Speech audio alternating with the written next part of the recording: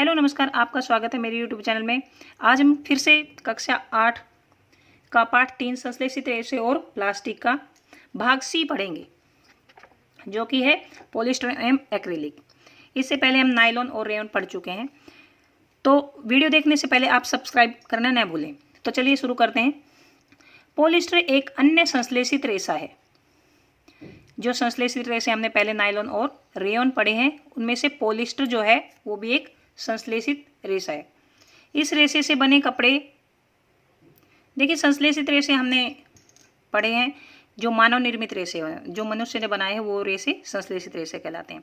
तो जो पॉलिस्टर है वो भी एक संश्लेषित रेशा है। इस रेशे से जो कपड़े बनते हैं उनमें सलवटें नहीं पड़ती आसानी से। सलवटें पड़ जाती हैं जैसे कपड़ों में, तो वैसे सलवटें इनमें आसानी से नहीं पड़ती। ये सपाट रहता है, प्लेन रहता है ये, और धुलने में आसानी होती है, इसे आसानी से ये धुल जाता है। अतः यह वस्त्र सामग्री हेतु पर्याप्त उपयोगी पदार्थ है। तो इसके 2-3 फायदे तो अभी बता दिए हैं, तो ये काफ़ी उपयोगी है। आप अपने लोगों को सुंदर पॉलिस्टर कमीजें या अन्य परिधान पहने अवश्य देखा होगा। पॉलिस्टर की कमीजें पहनी जाती हैं और परिधान अन्य वस्त्र भी पॉलिस्टर से बनते हैं। टेरिलिन एक लोकप्रिय पॉलिस्टर है। ये जो टेरिलिन है ये पॉलिस्टर का ही एक भाग है, पॉलिस्टर ही का ही हिस्सा। ये जो टेरिलिन जो बोलते हैं, इसे बहुत महीन रेशों में खींचा जा सकता है। इसके जो बिल्कुल बारीक रेशे बनाए जा सकते हैं टेरिलिन के, जिन्हें फिर किसी भी अन्य तंतु समान बुना जा सकता है। इतने बारीक रेशे को फिर अन्य जो है तंतु के समान बुना जा सकता है। ये ऐसा महीन रेशा है। तो अगर ये आ जाए क्वेश्चन कि टेरिलिन कौन से कपड़े का कौन से रेशे का भाग है, या फिर टेरिलिन क्या है, तो ये बोलेंगे हम पॉलिस्टर। टेरिलिन भी एक पॉलिस्टर है। यह इसका बहुत महीन धागा खींचा जा सकता है। इसके बाद है पहेली बोलती है, मेरी माँ जल के लिए सदैव पेट PET बोतलें, चावल या चीनी संचयन के लिए पेट जार खरीदती है। पेट जार, ये PET से पेट जार बना है। मैं जानने के लिए उत्सुक हूँ कि आखिर यह पेट है क्या। ये जो मनुष्य का पेट होता है वो पेट नहीं है, ये पेट है। इसका मतलब है पॉलीएथिलीन टरथेलेट। इसकी फुल फॉर्म है पी से पॉली, एथिलीन और टरथेलेट। एक बहुत सुपरिचित प्रकार का पॉलिस्टर है। इसका उपयोग बोतलें बनाने में, बर्तन बनाने में, फिल्म बनाने में, तार बनाने में या अन्य बहुत सी उपयोगी उत्पादों के निर्माण में किया जाता है। चारों ओर दृष्टि घुमाइए। देखिए जो बोतलें वगैरह जो बनती है या फिर बर्तन जो बनते हैं प्लास्टिक के, वो सब पेट से यानी पॉलिस्टर से बनते हैं। चारों ओर दृष्टि घुमाइए और पॉलिस्टर से निर्मित वस्तु की एक सूची बनाइए। ये सूची आपको बनानी है, ये आपका गृह कार्य है, वस्तुओं की सूची बनानी। पॉलिस्टर वास्तव में एक रसायन है जो एस्टर कहलाता है। देखिए रसायन है, पहले हमने पढ़ा है जो संश्लेषित रेशे है वो केमिकल्स से बनते हैं, यानी रसायन से बनते हैं। तो ये एस्टर कहलाता है, जो ये रसायन है पॉलिस्टर का। इनकी एक एक एस्टर को बार बार से जोड़ते हैं तो पुनरावृत्ति जो होती है उससे पॉलिस्टर बन जाता है। पॉली मीन्स कई बार, ज़्यादा बार। तो एस्टर वो रसायन है जो फलों को उनकी गंध प्रदान करते हैं। ये फ्रूट्स में जो सुगंध आती है वो एस्टर से आती है। निर्मित कपड़े पॉलीकोट, पॉलीवूल, टेरिकोट आदि नामों से बेचे जाते हैं। जो ये पॉलिस्टर से बनते हैं उन कपड़ों को बोलते हैं पॉलीकोट, पॉलीवूल या टेरिकोट। जैसा कि नाम सुझाते हैं, ये कपड़े 2 प्रकार के रेशों से मिलकर बनते हैं। पॉलीकोट जो है वो पॉलिस्टर एवं कपास से मिलकर बनता है। कपास को इंग्लिश में कॉटन बोलते हैं, तो पॉली आगे का हिस्सा इसका पॉली लगा दिया और कोट कॉटन का अगला हिस्सा लगा दिया, पॉलीकोट बन गया है। पॉलीवूल ये बना पॉली प्लस वूल से, ऊन से और पॉलिस्टर से मिलकर बना। पॉलिस्टर एवं ऊन का मिश्रण है। हम सर्दियों में स्वेटर पहनते हैं तथा शॉल अथवा कंबलों का उपयोग करते हैं।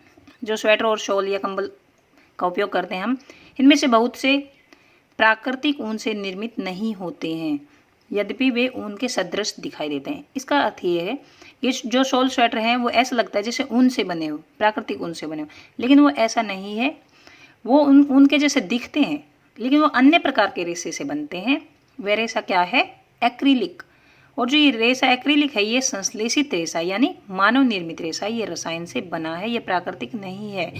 प्राकृतिक स्रोतों से प्राप्त ऊन जो है वो महंगी होती है, इसलिए उनसे जो कंबल या शॉल या स्वेटर बनते हैं वो भी महंगे होंगे।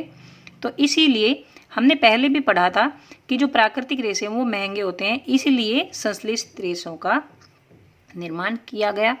तो इसी प्रकार से हम यह कह सकते हैं जो एक्रिलिक रेसा जो है वो ऊन जो है वैसा दिखता है, लेकिन उतना महंगा नहीं है, ये उससे सस्ता है।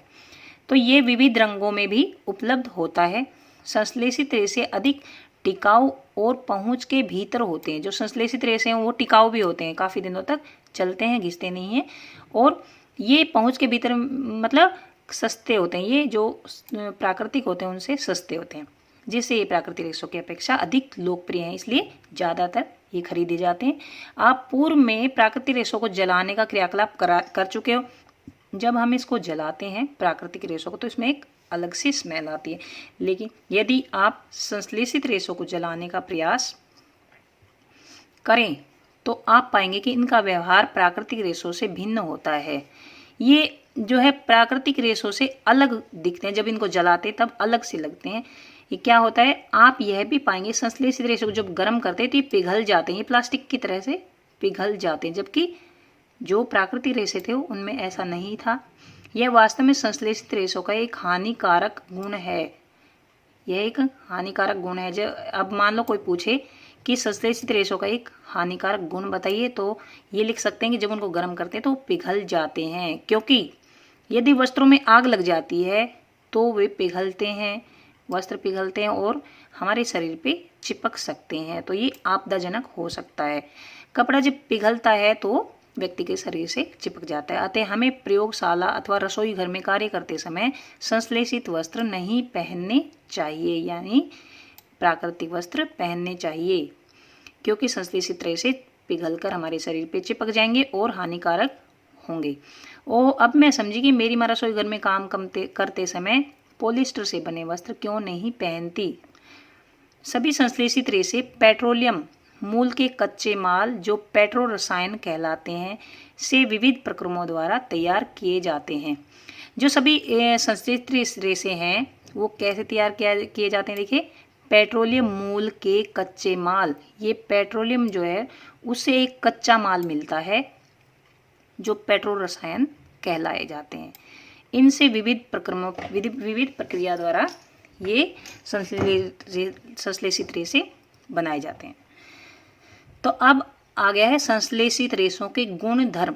संश्लेषित रेसों के गुणधर्म 3.3 ये पढ़ते हैं। कल्पना कीजिए कि आज वर्षा का दिन है, आप किस प्रकार का छाता उपयोग करते हैं और क्यों।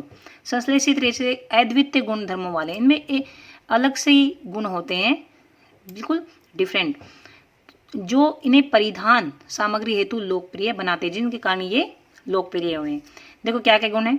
एक तो ये जल्दी सूखते हैं, अधिक चलाऊ होते हैं, कम महंगे होते हैं और आसानी से उपलब्ध हो जाते हैं, और रख रखाव भी इजी होता है इनका, और ये सुविधाजनक होते हैं। जबकि जो प्राकृतिक रेसे हैं उनमें कुछ ये इनसे डिफरेंट होते हैं। तो ये याद रखना है, जो संश्लेषित रेसे वो जल्दी सूखते हैं, अधिक चलाऊ होते हैं, महंगे भी कम होते हैं, आसानी से मिल जाते हैं और कई कलर्स में मिलते हैं, ये भी है, और रख रखाव में सुविधाजनक होते हैं। क्रियाकलाप 3.2 है। एक आकार के दो कपड़े के टुकड़े लीजिए। दो कपड़े लेने हैं हमें, एक ही आकार के होने चाहिए, लगभग आधा मीटर वर्ग मीटर का होना चाहिए। इनमें से एक प्राकृतिक रेसे से बने हो और दूसरा संश्लेषित रेसे से बना हो।